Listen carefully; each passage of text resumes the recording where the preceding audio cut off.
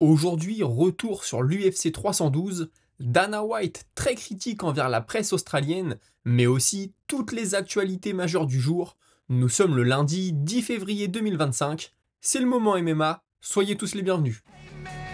How the hell you doing? I've been just fine living life with the noose and in my mind all I hear is music. Watching your mouth move, damn you look stupid. I feel like everyone's a stranger. Small talk with your narcissist. On a démarré cette carte principale de l'UFC 312 avec la belle prestation de Jake Matthews, des beaux enchaînements de points, explosifs, puissants, même si quand les deux échangeaient à courte distance, en crochet notamment, ça aurait pu parfois faire basculer le combat d'un côté comme de l'autre. Ce qui a été assez impressionnant aussi, c'est que le rythme n'a pas vraiment baissé au fur et à mesure du combat. J'ai aussi noté ses entrées à Matthews en jambes avant au corps. C'est quelque chose qu'on voit assez peu. Lui, il les envoyait souvent lorsqu'il était en garde de droitier. Ça venait donc menacer le foie de son adversaire. Et puis cet adversaire, justement, Prado, qui a tout de même le mérite d'avoir essayé jusqu'au bout, il n'a pas jeté l'éponge, il a tout fait pour rester dangereux, même en fin de combat. Il a envoyé quelques bons genoux dans les phases de tie clinch. Et puis il y avait ces calf kicks qui ont posé quelques problèmes à l'Australien, mais pas suffisamment malheureusement pour lui permettre de l'emporter. En conférence de presse, Matthews a confié qu'il aurait préféré s'imposer avant la limite, mais que son adversaire a bien défendu. Il espère donc forcément pouvoir montrer ses talents de finisseur lors de son prochain combat. Il s'attendait aussi à ce que son adversaire se présente avec une autre stratégie et déclare qu'aucun de ses adversaires justement n'arrive à rester fidèle à son plan de départ tant sa boxe leur pose problème. Concernant cette boxe, qui c'est vrai, je pense, est son plus gros atout, il avoue beaucoup aimer travailler à courte distance, dans la boîte comme on dit, mais reconnaît devoir travailler sa précision. Et puis un journaliste, pour conclure, lui fait une remarque assez intéressante. On parle toujours de lui comme d'un jeune prospect, il a pourtant 30 ans et combat au sein de l'organisation depuis 10 ans déjà. Pour réponse, il fait un parallèle entre sa carrière et celle de Dustin Poirier, à savoir un combattant qui a connu le haut de l'affiche dans la dernière partie de sa carrière, et que donc ayant pour ambition de se hisser au sommet de la catégorie, il comprend que les analystes le voient encore à ce jour de cette façon. On a enchaîné avec le match nul entre Jimmy Crute et Rodolfo Bellato, un combat assez divertissant, les deux ont tout laissé dans la cage. Dans le premier round, on note la belle tentative d'amener au sol de Bellato, bien fluide avec un bon timing. Malheureusement, il se fait contrer, se retrouve au sol, sur le dos, et il y passe quasiment tout le round. Il ne se relèvera qu'à 30 secondes de la fin, mais il va y retourner après avoir pris un bon crochet du droit à la tête. Pour la suite de la rencontre, je donnais pas cher de sa peau, et pourtant, il va revenir dans le combat et finir fort dans le troisième. Il a montré un bon menton aussi, parce que dans la deuxième reprise, il en a pris des bonnes. Il a la tête qui a bien rebondi, mais il n'a pas bronché. Et puis c'est Loki qui ont fait le boulot. Dans le troisième round, on avait Croûte qui ressemblait vraiment à une bête blessée. On le sentait vraiment gêné sur ses appuis. Et ça a peut-être aussi influencé la décision des juges. Et ça a permis à Rodolfo de faire son retard. On est maintenant sur l'opposition entre Tafa et Teixeira. Pas grand chose à dire, Teixeira qui a tout de suite mis la pression et qui a plié l'affaire en 30 secondes. Pas besoin de beaucoup développer là-dessus. Dans le co-main event, Zhang qui nous sort un pur combat de championne. Vous le savez, je suis pas le plus grand fan de MMA féminin, mais là franchement, Weili Zhang c'est très très fort. Elle passe un peu de temps au sol, sur le dos dans le premier round, mais ensuite ça a été une énorme performance dans tous les domaines. Une mention spéciale pour son crochetage, son amené au sol sur crochetage dans le round 4, c'était magnifique encore une fois. Elle est vraiment complète techniquement, puissante, inépuisable. Il n'y a rien à dire. Malheureusement, Suarez, qui devait penser que sa lutte serait suffisante pour s'imposer, n'a rien réussi à proposer d'autre. Espérons au moins qu'elle apprenne de cette expérience et puis revienne avec de nouvelles cartes dans son jeu. Le clou de la soirée, c'est Dricus du Plessis, toujours aussi peu conventionnel, qui étouffe un Sean Strickland pas assez offensif, pas assez surprenant, qui est toujours sur le même type d'enchaînement. D'ailleurs, du Plessis, un peu comme Matthews, envoie très souvent sa jambe avant aussi. Pas grand chose à dire, si le premier combat entre les deux avait été serré, là pour le coup il n'y a pas eu photo, ça a été une domination totale, et je pense qu'il a définitivement tourné la page Sean Strickland. Suite à ça, le champion a déclaré qu'il était très satisfait d'avoir prouvé à tout le monde, mais surtout à lui-même qu'il était capable de progresser et de suivre les conseils de ses entraîneurs. Il fait surtout allusion en disant ça au moment où il a cassé le nez de Strickland. Oui, il pensait pouvoir le terminer à cet instant. Oui, il s'est un peu emballé, mais très vite il est revenu à la stratégie et ne s'est pas jeté bêtement. Ses coachs dans ce combat lui avaient demandé d'être technique et de ne pas chercher en permanence la finition. Ils ont vraiment l'air d'avoir une approche assez intelligente dans son coin, parce que d'après ce qu'il déclare, ils lui ont dit: tu as déjà prouvé que tu savais frapper fort, que tu pouvais clore les débats avant la limite. Maintenant, il faut travailler sur d'autres aspects du combat et ne pas chercher seulement le coup dur. Je pense en effet que samedi, c'est mission réussie pour lui de ce côté-là. En coulisses, Pereira Poatan est venu le voir et lui a demandé s'il cherchait à le défier. Pereira, ne parlant pas anglais, je le rappelle, n'a peut-être pas saisi tous ses propos. Il lui a répondu que oui, il voulait l'affronter et chez les poids lourds légers, la catégorie actuelle du Brésilien donc, mais que d'abord il devait affronter et battre Khamzat Chimaev. Khamzat est le prochain, c'est ce qu'il a dit. Il veut cimenter son nom dans la catégorie, être dans la discussion quand on parle du GOAT des moins de 84 kilos. D'après lui, actuellement, Anderson Silva, c'est le GOAT de la catégorie. Adesanya est aussi tout là-haut. Mais c'est pas le nombre de défenses qui compte le plus, c'est surtout le niveau des adversaires. Et dans sa vision des choses, battre le Tchétchène, c'est un incontournable pour se rapprocher de cet objectif. Il nous apprend aussi qu'il est tout proche de combattre chez lui, en Afrique du Sud, et que c'est aussi important pour lui que ça l'était de devenir champion, et que ce l'est de le rester maintenant. Et puis enfin, il verrait bien Sean Strickland affronter Adesanya, et compare sa situation actuelle et celle de Strickland à ce qu'était celle de Whittaker et Adesanya il y a quelques années, à savoir lui qui est champion et Strickland qui serait une sorte de gatekeeper ultime. Un mot quand même de Kevin Jousset qui malheureusement s'est incliné pour la deuxième fois consécutive. Un combat que personnellement j'ai trouvé assez serré. Kevin qui a été l'agresseur mais qui n'a jamais réussi à mettre vraiment la main sur son adversaire, qui lui pour le coup s'est déplacé du début à la fin en tournant toujours sur le côté avant du français pour éviter ses grosses frappes et puis surtout éviter cette jambe arrière qui venait toujours en high kick. Et puis surtout, Jousset, il s'est fait violemment toucher et envoyer au tapis au premier round. Et dans le deuxième, sur le même coup, un high kick, il a été ébranlé.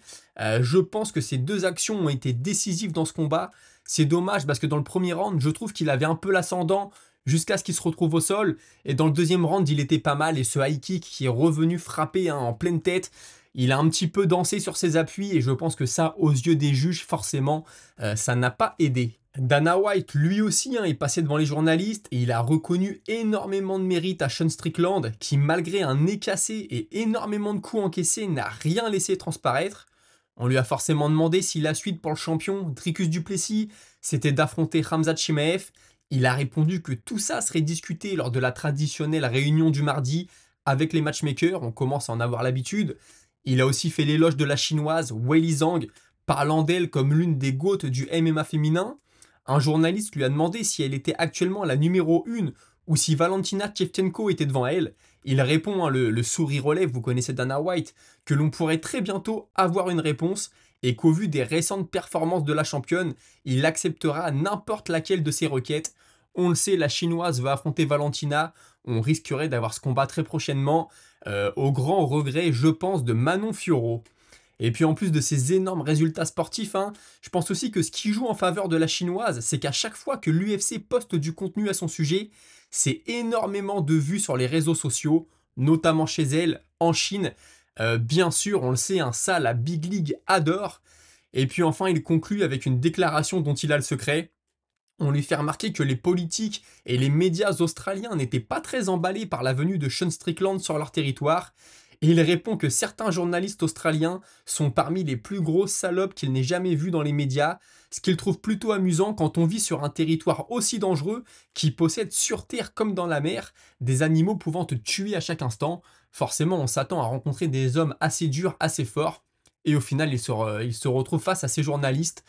Ça m'a plutôt fait sourire, et lui aussi d'ailleurs. Le combat entre Israel Adesanya et Kelvin Gastelum sera introduit au Hall of Fame. Forcément, l'ancien champion a donné une petite conférence de presse. C'est ce fameux combat dans lequel il avait dit au début du dernier round « Je suis prêt à mourir ». C'était devenu une phrase mythique qui a toujours été reprise. Il explique avoir beaucoup appris pendant ce combat, notamment qu'il n'abandonnerait jamais, à l'inverse de certains combattants qui, eux, s'effondrent face à l'adversité. C'était un combat spectaculaire, on s'en rappelle, hein. Il avoue sans problème que c'était la première fois de sa carrière à l'UFC qu'il était aussi durement touché. Il est aussi revenu sur ses différentes rivalités. On l'a vu dernièrement s'entraîner avec Robert Whittaker et assez proche ce week-end d'Alex Pereira. Ce qu'il explique, hein, c'est qu'il n'y a rien de personnel. Et d'ailleurs, il aurait dit à Pereira que quand ce dernier l'a battu en kickboxing, lui a décidé de partir au MMA et c'est le Brésilien qui a fait le choix de venir le chasser, mais que lui était déjà passé à autre chose. Et par exemple, hein, dans cette même idée, il n'a aucun intérêt à affronter de nouveau Imavov, à part forcément si la ceinture un jour était en jeu. Sinon, Dustin Poirier est confiant sur le fait qu'il pourrait peut-être combattre chez lui en Louisiane, à la Nouvelle-Orléans, dès cet été pour son combat d'adieu. Charles Do Bronx Oliveira, lui, n'a qu'une idée en tête, la ceinture, et il affrontera n'importe qui l'UFC lui met en face pour arriver à ce but. Il cite notamment Max Holloway, et Alexander Volkanovski a bien sûr pour objectif de récupérer sa ceinture des poids plumes dans un premier temps, mais n'exclut pas par la suite de retenter sa chance chez les poids légers. On a aussi Jiri Prochaska, hein, qui s'est exprimé sur la performance de Dricus du Plessis. Je vous le cite, félicitations Dricus, pas de technique, pas de rythme, mais 200% d'activité et de pression. Comme un champion, c'était quelque chose d'inspirant. Jiri Prochaska, lui, il est dans la catégorie du dessus, hein, donc actuellement, il n'est pas du tout concerné pour un potentiel combat contre Dricus du Plessis, mais c'est quand même quelqu'un qui a de l'expérience, et c'était, je trouve, assez intéressant d'avoir son avis là-dessus. On a notre ami mexicain Yair Rodriguez qui interpelle Diego Lopez sur les réseaux sociaux et qui lui dit qu'est-ce que tu attends le 29 mars avec un drapeau mexicain. Le 29 mars, ce sera l'UFC à Mexico City et Brandon Moreno contre Steve Herzeg. Ce sera logiquement le main event de cette soirée. Un très beau combat. Et on a Paddy Pimblett qui annonce sur ses réseaux sociaux avoir un adversaire, qu'il attend juste que l'UFC fasse l'officialisation et que le combat aura lieu dans 10 semaines. Écoutez, c'était tout pour aujourd'hui, mais ne quittez pas, abonnez-vous, commentez, likez, et tout de suite on passe à votre moment avec la Minute Auditeur. Et je commence avec Nicolas Chaud qui me dit « En cas de combat Pereira contre Duplessis, je donne pas cher de la peau de Dricus, sa défense est trop peureuse. » Bon bah c'est sûr que quand tu mets les deux l'un en face de l'autre, Pereira est beaucoup plus propre, il est censé avoir le meilleur striking, maintenant Dricus ne fait que de nous surprendre.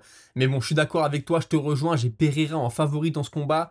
Mais comme je te le disais, ce que je veux voir c'est DDP contre Chimaev. Je pense que c'est le moment de faire ce combat. Est-ce que Chimaev peut devenir champion ? On le saura. Et puis si DDP le bat là pour sa légende, je pense que c'est vraiment quelque chose d'énorme. What's up my bro qui me dit Topuria, j'ai fait l'erreur de le sous-estimer 2 fois contre Volkanovski, puis contre Holloway, je le sous-estimerai plus jamais, il est complet, rapide et cogne très dur en long combo d'anglaise. Quand on regarde son lifestyle, ça me rappelle presque celui de Cristiano Ronaldo, il semble investir tout son temps et son argent pour être le meilleur, avec des technologies et du staff de pointe. Ça m'intéresserait vraiment de le voir contre Makhachev, 70 kg, il monte facilement en top 3. Je vais te rejoindre sur le point où Topuria a l'air de vraiment investir, de voir les choses en grand. C'est une très bonne mentalité. Après, moi, je l'ai déjà dit, j'ai envie de le voir affronter Makhachev, ça m'intrigue. Mais j'ai toujours dit qu'un champion doit défendre et être vraiment incontesté, avoir nettoyé la catégorie avant de monter. Donc, je ne peux pas aujourd'hui dire le contraire. Surtout que Makhachev, j'aimerais quand même le voir affronter Tsarukyan. Ça m'intrigue. Mais oui, Topuria, je suis d'accord, très bonne mentalité. J'ai l'impression qu'il est vraiment concentré sur sa carrière. Espérons que ça dure. Yanis1509 qui me dit l'odeur de peinture. On aurait tout vu comme excuse le Bob Sapp moderne. Tu fais allusion à ces combattants qui disent qu'en Arabie Saoudite, ils ont été gênés par l'odeur de peinture dans les vestiaires. Je pense vraiment que ce n'est pas une excuse. Même des gars qui ont gagné en ont parlé. Malheureusement, je crois que c'est vraiment quelque chose de réel. C'est pas quelque chose derrière lequel se cachent les combattants. Comme je l'ai dit, espérons que les gens qui ont fait ça apprennent de leur erreur et que ça ne se reproduise pas. Parce que pour les combattants, les conséquences financières, au-delà de leur santé même, ça peut être vraiment énorme. Et on finit avec Thomas Bedreni qui me disait avant le combat de ce week-end, hein, je précise, Strickland ne gagnera pas s'il ne fait pas uniquement des jabs et des tips pendant les 4 premiers rounds. S'il va à l'offensive dès le début, il va se faire cueillir. À mi-distance, boxing range, il ne s'en sort que quand son adversaire est cuit, parce qu'il est souvent, comme ici, le moins explosif. La bagarre, c'est pas sa dimension, il doit l'éviter.